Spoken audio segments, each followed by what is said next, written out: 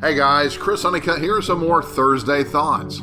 Today we're talking about priorities, why they matter not only for you personally, but in your leadership of others. You know, my mentor John Maxwell once said, making everything a priority means nothing is a priority. And you know, I can look back at my life and I think back to my younger years.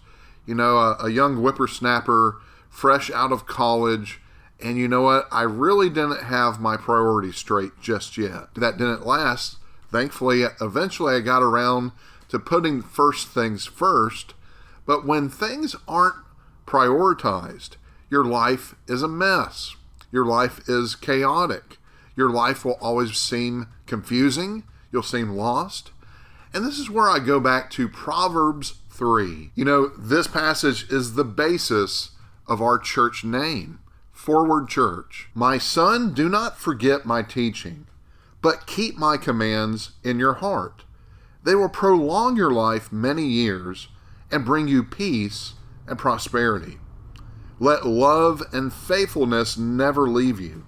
Bind them around your neck. Write them on the tablet of your heart. Then you'll win favor and a good name in the sight of God and man. Trust in the Lord with all your heart, and lean not on your own understanding. In all your ways submit to him, and he will make your paths straight. In the walk of life, in your journey of faith, that you are walking down a road and there's going to be many opportunities to get off track. But there's also these things called roadblocks. Don't you just hate it when you have to take a detour? There's a wreck, there's construction. Sometimes those roadblocks are there for a reason. They're safeguards. And in our life, God puts roadblocks in front of us to keep us safe, to protect us. It's also out of discipline. Yes, I said discipline because oftentimes we don't think of God that way. We think God is love, God is grace, God is all these wonderful, nice things. And we look at discipline in a very negative way. When discipline is to reinforce good habits. And certainly in the Bible we see where God trying to reinforce his ways with his people. And so if you consider yourself a believer in Jesus Christ, if you are his child, then there will be discipline. And there will be times in your life that will seem like there are roadblocks in front of you. And you have to question why that is.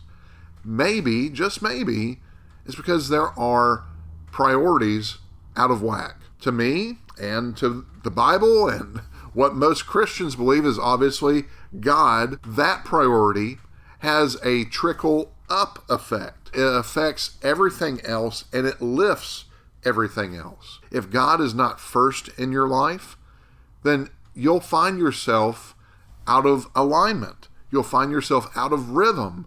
You'll notice that all the other things in your life just don't quite add up. That all the other things in your life, your relationships, your job, anything like that, is not quite what it could be. And so I remember when I was a pastor in my hometown of Hartsville, South Carolina, and there was a local gym that had several locations throughout the region, and they prided themselves on being a faith-based gym. And that's great. I love that. But what was funny about that is they listed in a tagline their belief, their mission statement. Their first value was work hard. Their second value, ironically, was put God first.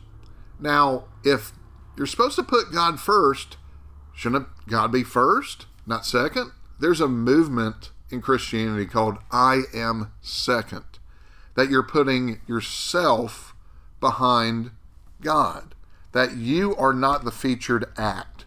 You're not what's most important. God is. And when you live for God, when you put him first, that's when you're blessed. That's when he honors that. That's when he lifts those roadblocks in your path. And that's when you can move forward. When you put God first in all ways, that means in your relationships, in your parenting, in your job, your career, in your finances. All these things line up and they're in perfect alignment, and that's when God says, you know what, I'm going to move you forward. I'm going to prosper you. I'm going to bless you beyond even your expectations. Another aspect to this is effort. And this is where we oftentimes have the right priorities, but not the right reinforcement. This is where effort comes into play. You may say you put God first, but are you really putting in the effort? What are you doing to reinforce that belief? And so this goes into percentages. That you may have a passion, you may have a purpose, you have a calling, whatever it might be, but the follow-through is what matters. If you're only putting in, maybe say 50% of the effort to follow through on that priority, that purpose, that calling, is it really number one? What if you were to look at your priorities?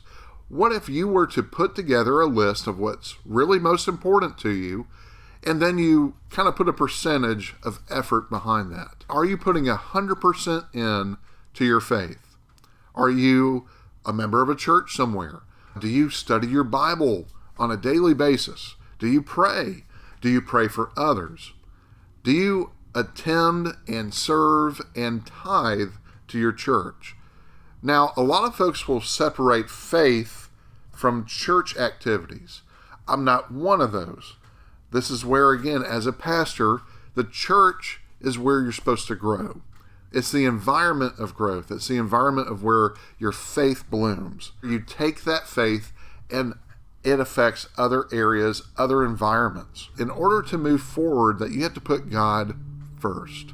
And so this also applies to your business. This also applies to your leadership. So let's go over this. What should your priorities look like? I mentioned that your first one should be faith. This means that, yes, you are studying your Bible. You are praying, and not only praying for your own needs, you're praying for others. You're praying for your community. You're praying for family members, your neighbors, co-workers, whatever the need is, you're praying for that. You're not just saying to people you're going to pray for them and off you go, but this also means you're getting involved in the local church. Yes, you need to attend faithfully. When I was growing up, we went to church Sunday morning, Sunday night, Wednesday night. Whenever the doors seemingly would be open, we were at church. Other things had to wait. Other things took second, third, fourth place. That's not quite the case now. What I would suggest is to find yourself in an environment that will help you grow your faith on Sunday morning. Now, if you can't do that, maybe because of work, find something on Sunday night. Find something Saturday night. Whatever it is, attend faithfully, weekly if possible. The other part of that is to serve. Serve in your local church. Get involved. Serve on one of your volunteer teams, working with kids, greeting people at the door. If you're talented enough to work with the worship team or the production team. But this is where, again, you're serving, you're using your gifts to build up your local church. The other part of this is to tithe. Yes, you should tithe, and that goes back into our finances and putting God first there, but tithe and support the work of the local church. Number 2 on the list of priorities is your personal growth. Now, I could say number 2 needs to be you, as in yourself, your own well-being, but that sounds a little bit selfish. So if we say personal growth, that means it's more about you growing as a person. That way, all the other things after this priority are affected by your growth. And this is where you need to be a better person, a better father, a better mother, a better brother, a better sister, a better husband, a better wife, a better believer in Jesus Christ. All these things need to happen in order for you to affect the other things that come after this priority. On John Maxwell's 7 Steps to Success, number 1, the first one of those steps is to make a commitment to grow daily. That means that you have to prioritize personal growth. Does it mean me time, that you just veg out in front of Netflix or your PlayStation? No, not quite. It's where, again, you are growing as a person. You're taking time to invest in yourself. And that means, yes, maybe you're reading a book, maybe you're going for a walk, maybe you're eating healthier. You being a better version of you grows resilience, strength, courage. Stephen Covey once said, you have to decide what your highest priorities are and have the courage, pleasantly, smilingly, non-apologetically, to say no to other things. And the way you do that is by having a bigger yes burning inside. This is where if you're not personally strong, you'll be susceptible to other things. You have to be stronger. You have to be a better version of you. You have to be resilient and have courage because other things will come up. And if you don't have that personal strength, that resilience to resist, then other things will distract you, take you away from that path you're supposed to be on. Now, third is your family.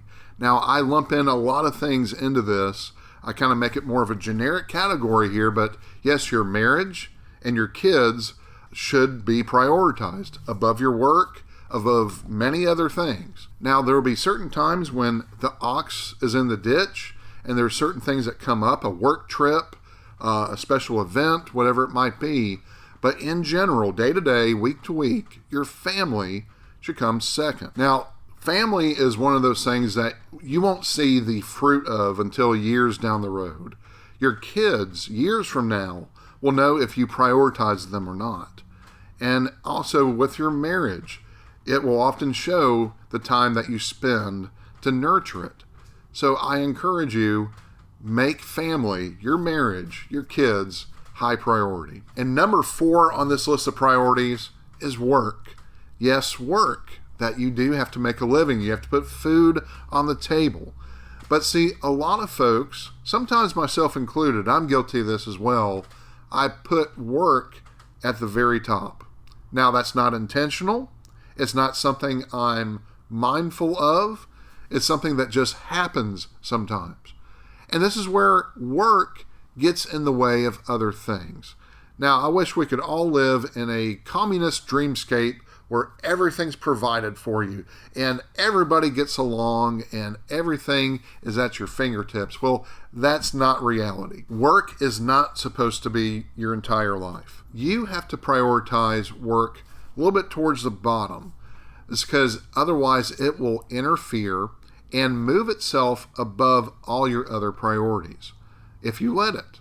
It's because, again, it's kind of like the squeaky wheel gets the grease. Maybe it's your boss sending you text and emails, or maybe things just pop up at work and you're at the behest of your job. And that's just no way to live. You have to find the right balance in life. You have to find the right job that feeds that balance. That means that it's not going to take up your entire day, your entire life.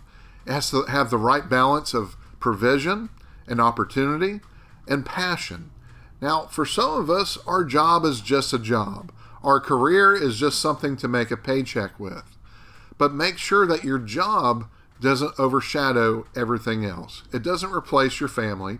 It doesn't replace your personal growth. And certainly, it should not replace your God. Now, any other thing after number 4 is up to you. I'm not going to go and do a TED Talk on what your top 10 priorities should be. I'm going to leave that up to you, the listener. I want to leave you with another quote from John Maxwell. He says, when you know your purpose and priorities, and you have ordered your day, week, or year according to them, you have a clarity of thought that strengthens everything you do. This is why it's so important for us to get organized. Prioritizing your life is just organizing your life. This is where if you walk into a messy room, your mind is actually under attack. This is why Dr. Jordan Peterson said this in his 12 rules for life to make your bed every day. Because clutter in the room means clutter in the mind. And if you have a nice organized space, then that's going to help your mind be free to do what it should. So let me encourage you in this. Get your priorities straight. Put God first, then prioritize your personal growth. Make time for your spouse and family, and also make sure you put work in its right place. Then anything following those things are going to be strengthened by you having the right priorities. That's it for Thursday Thoughts. Have a great day.